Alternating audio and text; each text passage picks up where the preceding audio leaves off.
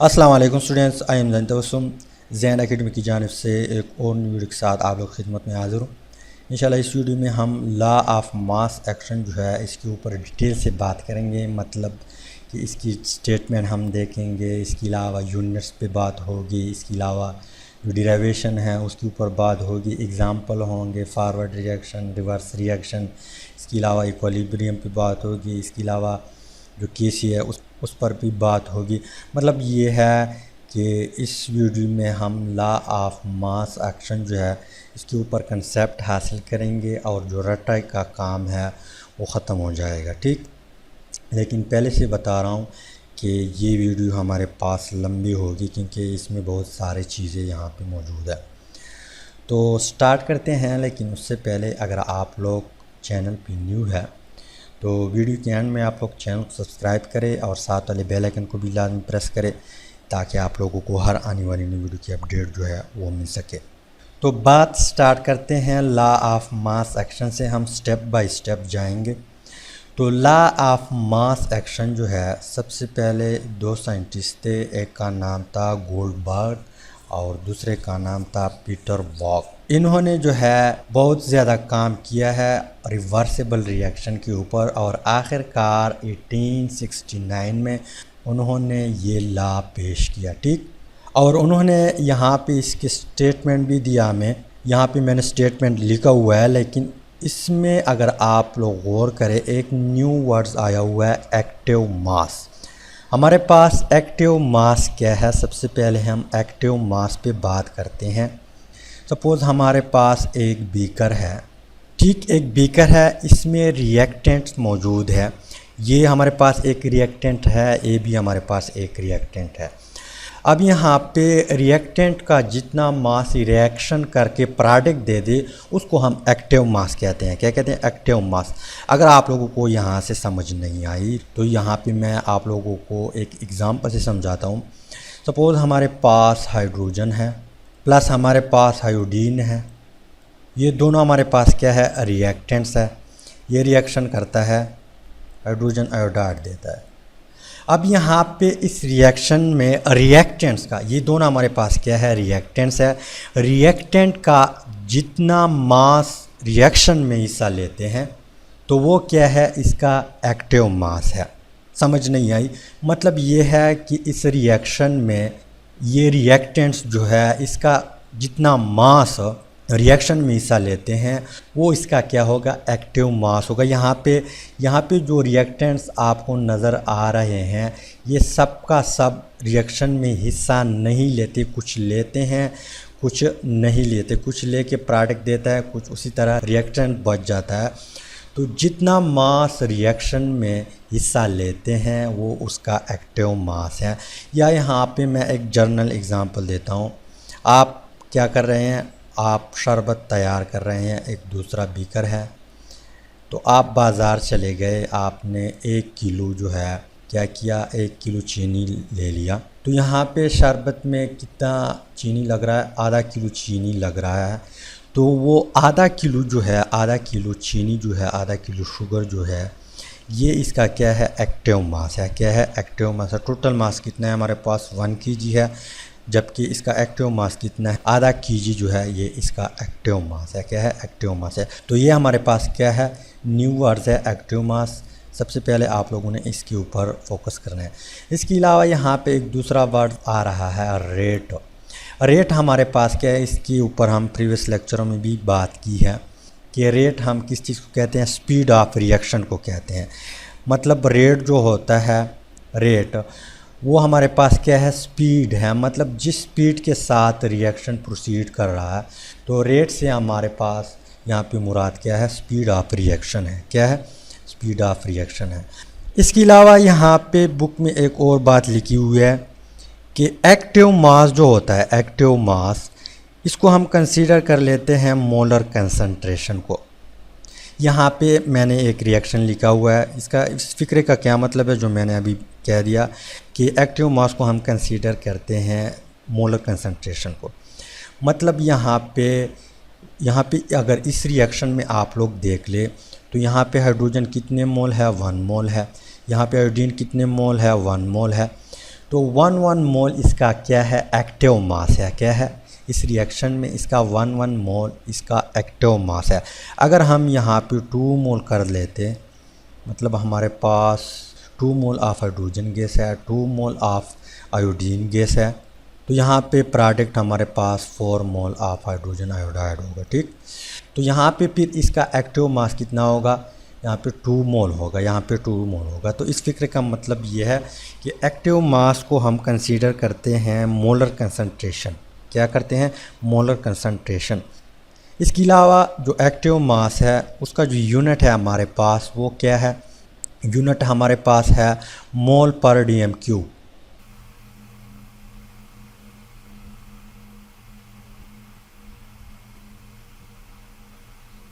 मतलब ये है कि एक्टिव मास का जो यूनिट है हमारे पास वो क्या है, मोल पर डीएम क्यूब। मोल पर डीएम क्यूब का मतलब ये है, डीएम क्यूब हम क्या लेते हैं, किस चीज़ की यूनिट है, वॉल्यूम की यूनिट है। यहाँ पे डीएम क्यूब हमारे पास इज़ इक्वल टू है 1 लीटर के। मतलब ये है कि हमारे पास ये एक बीकर है, इसका वॉल्यूम कितना है, 1 लीटर है, या हमारे पास डीएम क्यूब है, इसमें कितने नंबर ऑफ मोल है, क्या है, कितने नंबर ऑफ मोल है, तो ये इसका यूनिट है हमारे पास। इसके अलावा जो एक्टिव मास है उसको हम एक्सप्रेस करते हैं किस चीज़ से, एक ब्रैकेट है, किस तरह ब्रैकेट है, इस तरह ब्रैकेट है।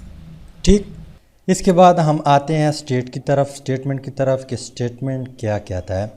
स्टेटमेंट जो है इसमें 2 बातें लिखी हुई हैं। फर्स्ट वन बात हमारे पास ये है, लिखा हुआ है कि the rate at which a substance react directly proportional to its active मास।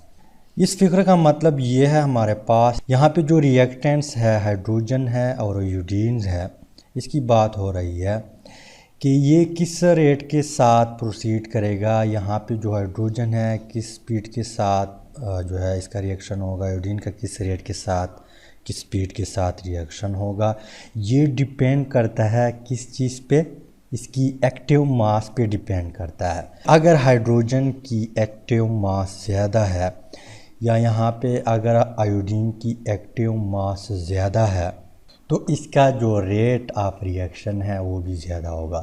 क्यों ज़्यादा होगा, क्योंकि यहाँ पे क्या लिखा हुआ है, डायरेक्टली प्रोपोर्शनल।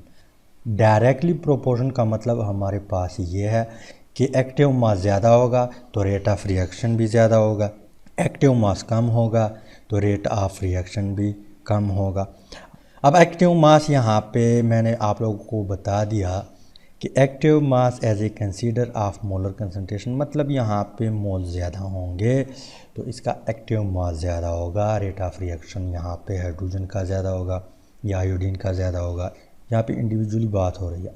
अगर यहाँ पे मोल कम है, सपोज़ हमारे पास 5 मोल जो 5 मोल हाइड्रोजन गैस है, 5 मोल आयोडीन गैस है, तो यहाँ पे हाइड्रोजन का रेट ऑफ रिएक्शन ज़्यादा होगा क्योंकि मोल ज़्यादा है, एक्टिव मास ज़्यादा है। अगर यहाँ पे 1 मोल है एज़ कम्पेयर टू 5 मोल, तो यहाँ पे स्पीड ऑफ रिएक्शन जो हाइड्रोजन का है या आयोडीन का है वो भी कम होगा। ठीक, नेक्स्ट वन बात यहाँ पे इस तरह लिखी हुई है कि the rate of reaction is directly proportional to the product of the active masses of the reacting, यहाँ पे मुझसे गलती हुई है, रिएक्टिंग सब्सटेंस। तो यहाँ से लेकर यहाँ तक जो बात लिखी हुई है इसमें एज ए होल रिएक्शन की बात हो रही है। ठीक, किस तरह हो रही है कि अगर यहाँ पे जो रिएक्टेंट्स है दोनों, इसका एक्टिव मास ज़्यादा है तो यहाँ पे एज ए होल रिएक्शन जो है इसकी स्पीड ऑफ रिएक्शन या रेट ऑफ रिएक्शन जो है ज़्यादा होगा। क्यों ज़्यादा होगा, क्योंकि यहाँ पे डायरेक्टली प्रोपोर्शनल है। क्या है, डायरेक्टली मतलब एक्टिव मास दोनों का ज़्यादा होगा तो स्पीड ऑफ रिएक्शन या रेट ऑफ रिएक्शन ज़्यादा होगा, एक्टिव मास कम होगा तो यहाँ पे स्पीड ऑफ रिएक्शन या रेट ऑफ रिएक्शन जो है कम होगा। लेकिन यहाँ पे आप लोगों ने कंफ्यूज नहीं होना, यहाँ पे लिखा हुआ कि directly proportional to the product, यहाँ पे इस प्रोडक्ट की बात नहीं हो रही। ठीक, यहाँ पे इस प्रोडक्ट की बात हो रही है। अगर हम दोनों का एक्टिव मास जमा करें उसका जो रिज़ल्ट आए, ठीक, मतलब यहाँ पे टोटल हम लिखते हैं total active mass, T means total, C means active, M means mass. मतलब ये है कि एज ए होल रिएक्शन जो है ये डिपेंड करता है किस चीज़ पे, यहाँ पे जो टोटल एक्टिव मास है दोनों का जो टोटल एक्टिव मास है इस पे डिपेंड करता है। अगर दोनों का एक्टिव मास ज़्यादा है तो यहाँ पे speed of reaction, rate of reaction ज़्यादा होगी। अगर एक्टिव मास कम है दोनों का तो यहाँ पे स्पीड ऑफ रिएक्शन या रेट ऑफ रिएक्शन कम होगी। ठीक, अब हम क्या करते हैं, एक जनरल रिएक्शन जो है कंसीडर करते हैं और उसके थ्रू हम क्या करते हैं, इक्विलिब्रियम कांस्टेंट निकालते हैं। क्या करते हैं, इक्विलिब्रियम कांस्टेंट निकालते हैं, मतलब डेरिवेशन निकालेंगे। तो जनरल रिएक्शन हमारे पास किस तरह होगा, यहाँ पे हम एक रिएक्टेंट्स लेते हैं। हमारे पास सपोज़ ए है, ये क्या है, ए हमारे पास एक रिएक्टेंट्स है। ये रिएक्शन करता है किस चीज़ से, एक दूसरा रिएक्टेंट है जिसको हमने नाम दिया हुआ है बी। ये दोनों आपस में रिएक्शन करके हमें प्रोडक्ट देता है सी प्लस डी।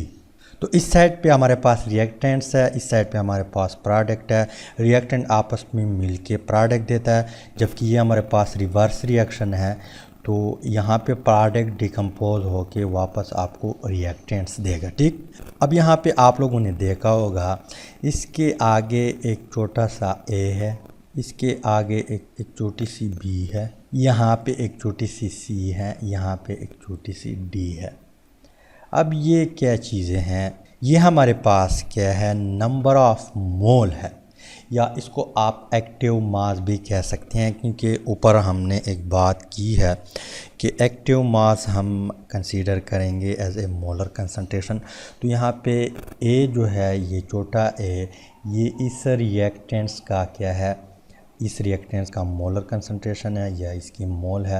यहाँ पे जो छोटी सी बी है, ये इस बी की रिएक्टेंट्स का मोल है। यहाँ पे ये सी की मोल है, यहाँ पे ए डी की मोल है। ठीक, तो यहाँ पे आप लोगों ने कंफ्यूज नहीं होना, ये हमारे पास क्या है, नंबर ऑफ मोल है। क्या है, नंबर ऑफ मोल, या इसको हम कोफिशिएंट भी कहते हैं। क्या कहते हैं, कोफिशिएंट। मतलब यहाँ पे जो रिएक्टेंट्स है, मैंने आप लोगों को ऊपर बता दिया कि यहाँ पे सारा कुछ रिएक्टेंट जो है रिएक्शन नहीं करेगा, यहाँ पे जो एक्टिव मास होगा इसका वो रिएक्शन करेगा। तो यहाँ पे एक्टिव मास क्या है, ए है, बी है, इसका एक्टिव मास क्या है, सी है, डी है, और ये हमारे पास नंबर ऑफ मोल भी है। तो यहाँ पे अगर आप लोग गौर करिए, हमारे पास कौन सा रिएक्शन है, रिवर्सेबल रिएक्शन है। क्या है, रिवर्सेबल रिएक्शन है। रिवर्सेबल रिएक्शन में हमने दो रिएक्शन डिस्कस किए थे, अगर प्रीवियस लेक्चर आप लोगों को याद हो। एक था हमारे पास फॉरवर्ड रिएक्शन, एक था हमारे पास रिवर्स रिएक्शन। फॉरवर्ड रिएक्शन क्या करता था, उसमें रिएक्टेंट आपस में मिलकर प्रोडक्ट देता था। रिवर्स रिएक्शन में क्या होता था, प्रोडक्ट डिकम्पोज होकर वापस आपको रिएक्टेंट देता था। अब यहाँ पे एक इक्विलिब्रियम भी अचीव हुआ था, अगर आप लोगों को प्रीवियस लेक्चर याद हो। इक्विलिब्रियम कुछ इस तरह अचीव हुआ था कि इनिशियली इसकी कंसंट्रेशन ज़्यादा थी, ये रिएक्टेंट जो थे आपस में कंबाइन हो के प्रोडक्ट दिया था। जो ही यहाँ पे प्रोडक्ट बना था वो उसकी डिकम्पोजिशन भी स्टार्ट हुई थी। तो इनिशियली इसकी रेट ज़्यादा थी, इसकी रेट बिल्कुल नेग्लिजिबल थी, लेकिन वक्त गुजरने के साथ साथ यहाँ पे प्रोडक्ट बनता रहा, यहाँ पे इसकी भी डिकम्पोजिशन भी स्टार्ट हुआ। तो मतलब रिवर्स रिएक्शन की भी रेट यहाँ पे स्टार्ट हुआ, और ये वक्त आया कि फॉरवर्ड रिएक्शन जिस रेट के साथ प्रोडक्ट देता था उस रेट के साथ प्रोडक्ट डिकम्पोज होकर वापस रिएक्टेंट देता था। तो यहाँ पे एक इक्विलिब्रियम भी अचीव हुआ था। अब यहाँ पे हम जो है हेडिंग देते हैं। हेडिंग किस तरह देंगे, यहाँ पे मैं लिखता हूँ फॉरवर्ड रिएक्शन।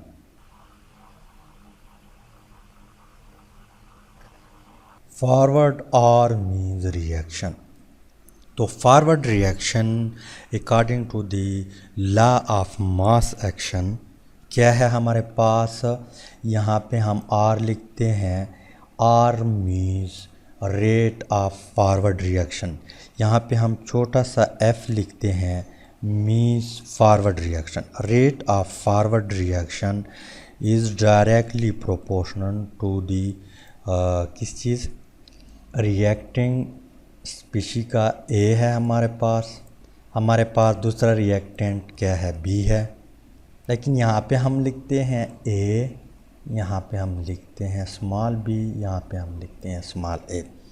यहाँ पे ए बी हमारे पास रिएक्टेंट्स है, जबकि यहाँ पे स्मॉल ए स्मॉल बी हमारे पास क्या है, नंबर ऑफ मोल है या मोलर कंसंट्रेशन है या एक्टिव मासेस है।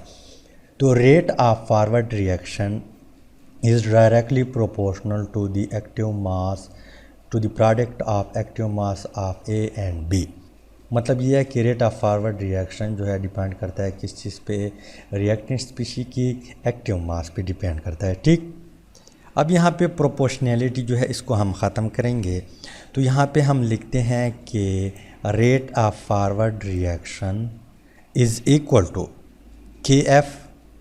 के हमारे पास एक कांस्टेंट है, एफ हमारे पास फॉरवर्ड रिएक्शन है, और बाकी इक्वेशन को हम इस तरह लिखते हैं। ठीक, ए बी यहाँ पे स्मॉल बी।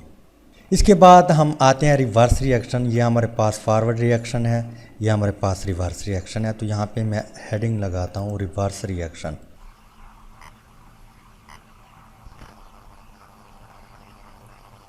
तो यहाँ पे रेट ऑफ रिवर्स रिएक्शन, यहाँ पे मैं पहले एक बार रिएक्शन लिखता हूँ, उसके बाद समझाता हूँ। डायरेक्टली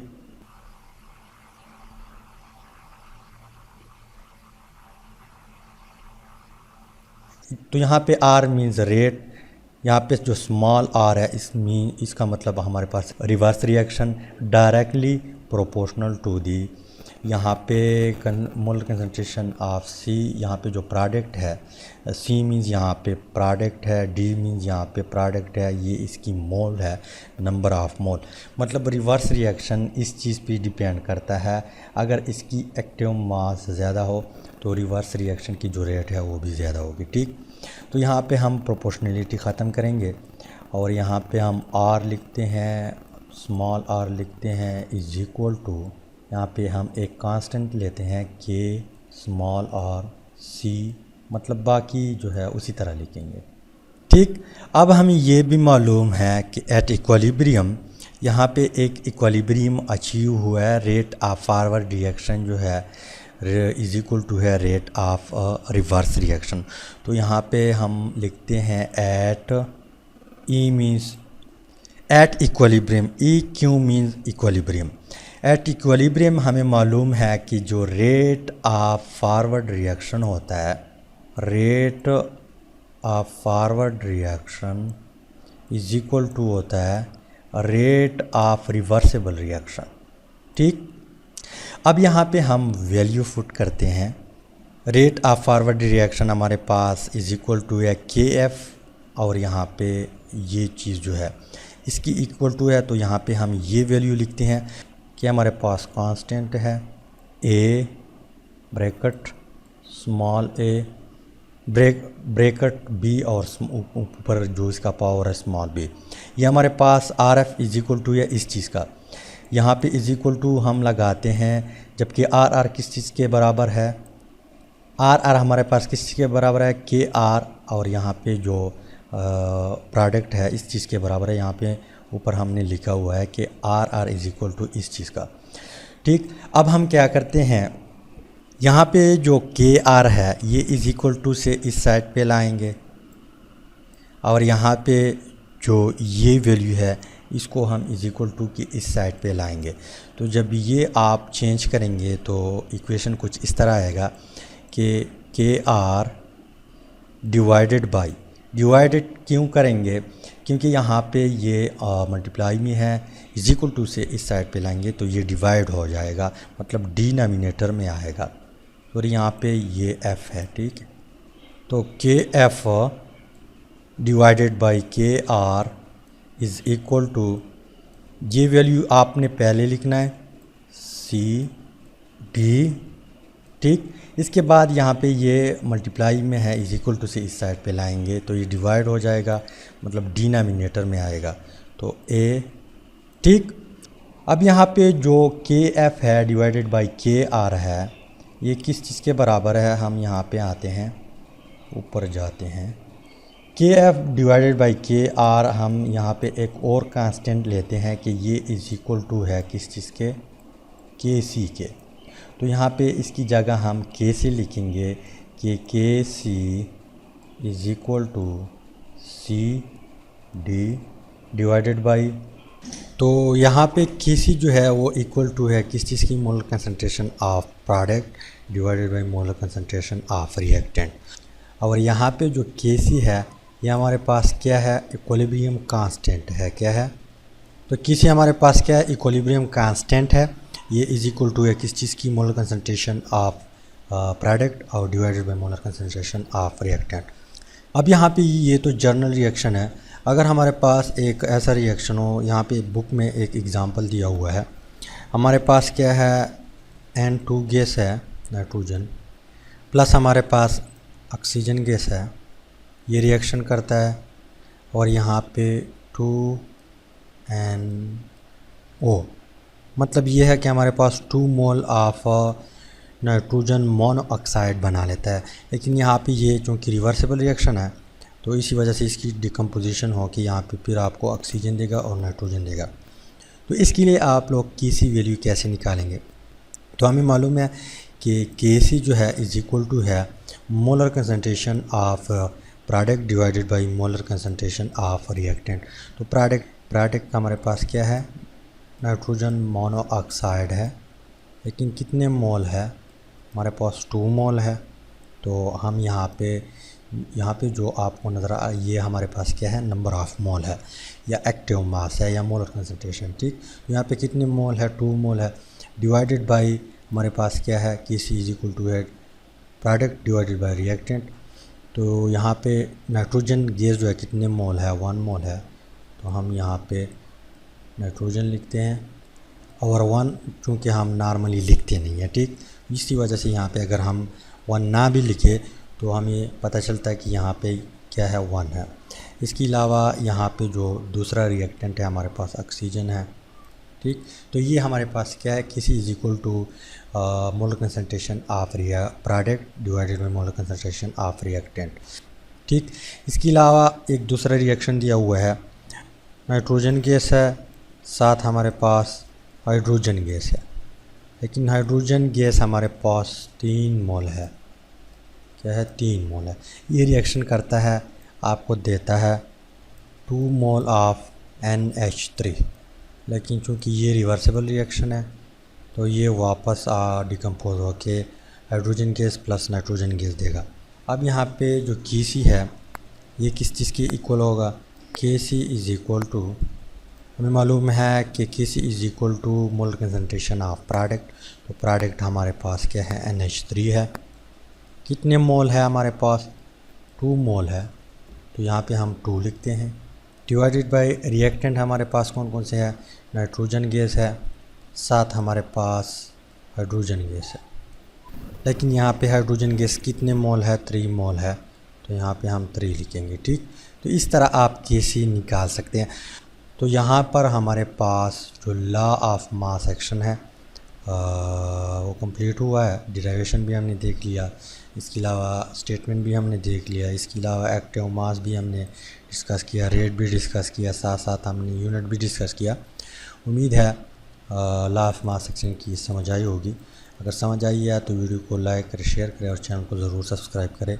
मिलते हैं नेक्स्ट वीडियो में। Finally thanks for watching.